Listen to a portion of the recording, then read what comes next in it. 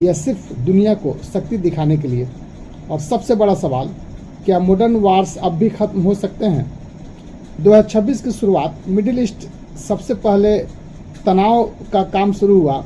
ऊर्जा मार्ग, समुद्री रास्ते और जियोपॉलिटिकल कंडीशन की वजह से सब एक जगह टकरा रहे थे। फिर अचानक सैन्य कार्रवाई, जवाबी हमले, वैश्विक बयानबाजी और दुनिया फिर दो हिस्सों में बढ़ती दिख रही है। लेकिन इस बार फर्क था, यह युद्ध सिर्फ ज़मीन का नहीं था, यह पर्सपेक्शन का युद्ध है। और जब नेता एक्सट्रीम भाषा इस्तेमाल करते हैं, वह हमेशा लिटरल नहीं होती। पॉलिटिकल कम्युनिकेशन में इसे कहते हैं स्ट्रेटेजिक रिहर्सिंग्स। इसका उद्देश्य दुश्मन को डराना, अपनी जनता को भरोसा देना, एलाइज को सिग्नल भेजना। और साइंस ऑफ फिलोसफी बताती है फियर मैसेजिंग डिसीजन मेकिंग को प्रभावित कर सकता है।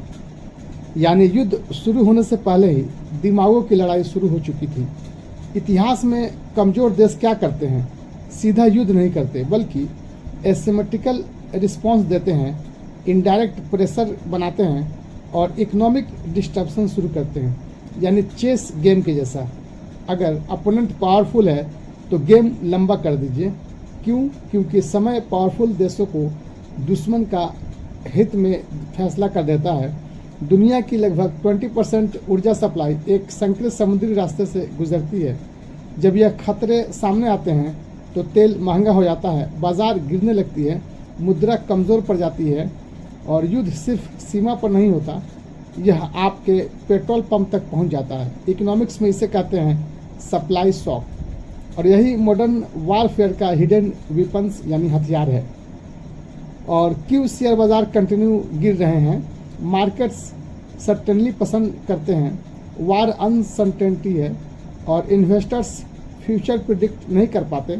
और इसका रिजल्ट यही आता है कि पैनिक सेलिंग होती है, मार्केट वोलेटिलिटी बढ़ जाती है और कैपिटल फ्लाइट मोड में चली जाती है। यह फिजिक्स जैसा है, सिस्टम अनस्टेबल अगर होती है तो ऑसिलेशंस बढ़ जाती हैं। इंफॉर्मेशन वारफेयर की बात करते हैं। आज की जंग में सबसे शक्तिशाली हथियार क्या है? Missiles, drones, etc? नहीं फ्रेंड्स, ऐसा नहीं है। इंफॉर्मेशन, सोशल मीडिया नैरेटिव्स, ये सबसे ज़्यादा इम्पोर्टेंट है। पब्लिक ओपिनियन बदलते हैं, डिप्लोमेटिक प्रेशर बनाते हैं और अलायंस प्रभावित करते हैं। इसलिए स्पीसीज भी विपन्स बन चुकी हैं।